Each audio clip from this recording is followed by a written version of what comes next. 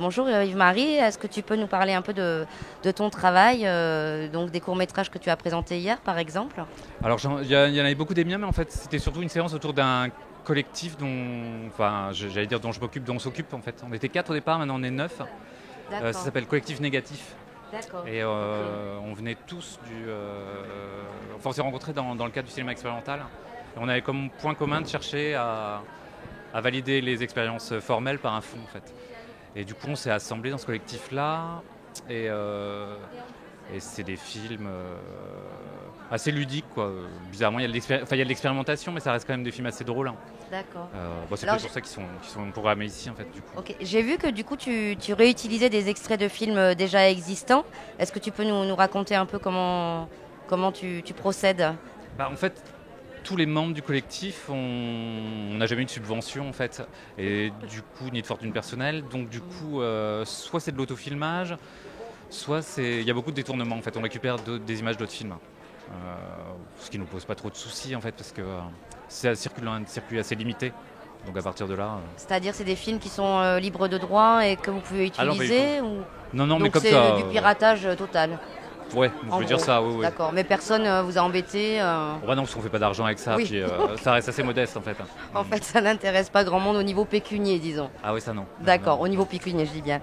Et alors, j'ai vu, donc tu parlais d'un collectif, j'ai vu que tu as créé il y a longtemps un collectif, excusez-moi, je regarde mes notes, qui s'appelait Super 8, la lueur déchirée. Ah, c'est la lueur déchirée, ouais. Ça c'était plus ancien. Enfin, c'était il y a une quinzaine d'années, avec des gens qui faisaient plutôt de l'animation. Et certes. Ouais, ouais, enfin, ils s'appelaient Patrick Vol, Louise Brissino, ils ont fait plus ou moins carrière dans le clip et l'animation ensuite. D'accord, Mais là, ça n'a rien à voir, c'est vraiment des gens qui viennent du milieu expérimental. ok. Et du coup, j'ai vu que tu étais plutôt adepte du Super 8. À l'époque, oui. Parce que Plus maintenant, c'était. Non, non, parce d'accord. qu'en fait, à l'époque, c'était la. Enfin, donc, c'était dans la fin des années 90, quoi. Enfin, c'était le format le moins cher, en fait.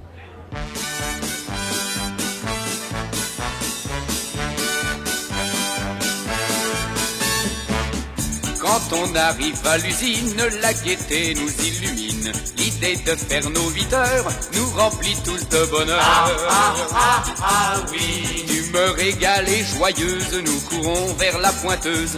Le temps d'enfiler nos bleus et nous voilà tous heureux. Quand on faisait des films en Super 8, à l'époque, il n'y avait pas de discours, en fait, on pouvait pas. C'était souvent des films muets, donc il y avait une musique par-dessus. Donc c'était vraiment très très formel. Là, avec le numérique, ça nous a permis de synchroniser le son D'accord. ouais, faire des choses plus complexes. Je Du veux coup, dire tu es ambitieuses. passé directement du Super 8 au numérique ou... Ah, Super 8, 16 mm, Ah, d'accord. puis numérique, voilà. Vidéo. Ok. Et j'ai vu aussi que tu faisais un traitement particulier sur l'image, c'est-à-dire tu détériorais ou tu travaillais l'image avec de l'eau de Javel, Ouais, c'est ça? ouais, ça, c'était. Ouais, parce qu'en fait, l'eau de Javel, ça enlève l'émulsion.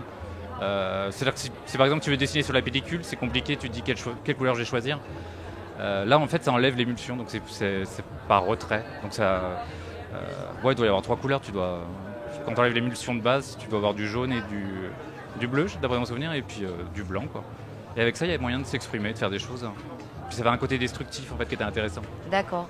Et du coup, le côté destructif, est-ce que c'est en lien du coup ce travail cette manière de travailler cette forme avec du coup ton intérêt pour tout ce qui est pour les situationnistes et du coup c'est pour essayer de changer un peu les choses de la société. Est-ce que tu prends ce travail-là par le biais de la forme, du fond ou des deux? Alors, en fait, c'est d'abord un. Enfin, dans mon travail, hein, je pourrais pas parler au nom des 8 autres cinéastes de négatif, mais moi, c'est d'abord formel et ensuite j'arrive à trouver, à valider par un fond, mais a posteriori. Quand c'est vraiment réussi, on se rend pas compte que le fond est venu après. Euh, mais il y a quand même donc le fait d'exprimer des choses, souvent des choses qui peuvent paraître militantes, mais c'est pas dans le but de convaincre en fait. C'est plutôt dans le but, oui, ouais, c'est d'exprimer quelque chose parfois d'assez agressif.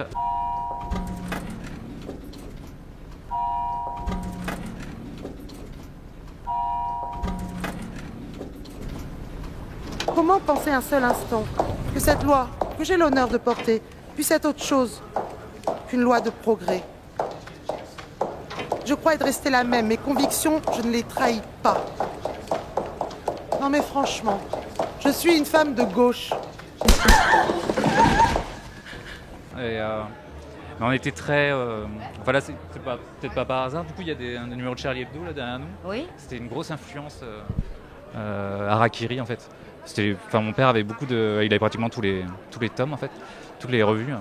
Et donc tu lisais ça quand tu étais petit Ah et ouais, ça te faisait rêver. Bah ouais. Et tu imaginais quoi alors?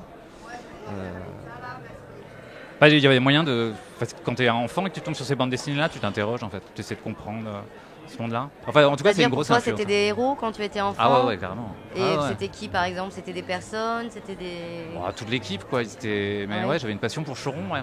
Ouais. Je me rappelle quand... qui t'attirait particulièrement, qui t'interpellait, qui te en fait, quand donnait des frissons? Ils avaient fait une émission qui s'appelait... il y avait une émission qui s'appelait Droit de réponse quand Charlie Hebdo s'est arrêté.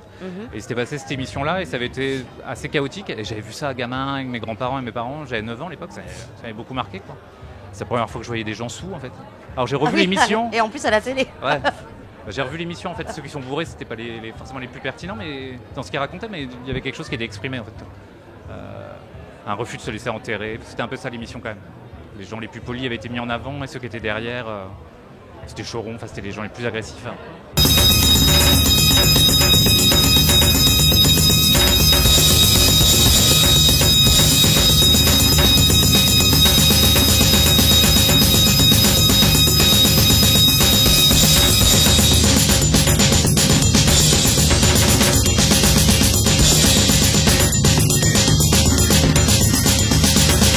En fait, on est aussi dans une économie.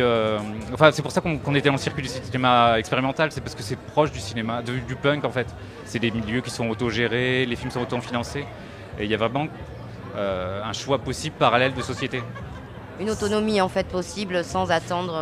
Ouais, c'est plus ça. C'est plus que de choisir ses amis, de vivre dans son coin, de s'isoler, plus finalement que. Ouais, si vraiment j'avais pour but la destruction du monde capitaliste, je dirais.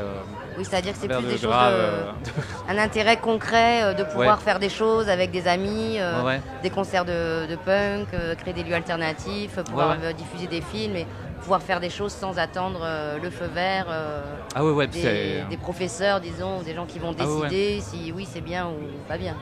Oui, c'est un cinéma, dès qu'on a une idée, on peut la réaliser en fait.